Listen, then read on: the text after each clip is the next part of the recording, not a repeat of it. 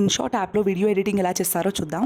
INSAT app open చేయగానే మీకు ఇక్కడ వీడియో అనే ఆప్షన్ ఉంటుంది. అది ప్రెస్ చేస్తే న్యూ అనే ఆప్షన్ నుంచి మీరు గ్యాలరీ నుంచి ఒక వీడియో సెలెక్ట్ చేసుకొని ఇక్కడ చూపిస్తున్నట్టు సెలెక్ట్ చేసుకున్న తర్వాత క్యాన్వాస్ అనే ఆప్షన్లోకి వెళ్తే మీకు యూట్యూబ్ వీడియో లాగా కావాలా, లేకపోతే రీల్ లాగా కావాలా, టిక్టాక్ లాగా కావాలా అని ఆప్షన్స్ ఉంటాయి. ఏదో ఒకటి సెలెక్ట్ చేసుకోవాలన్నమాట.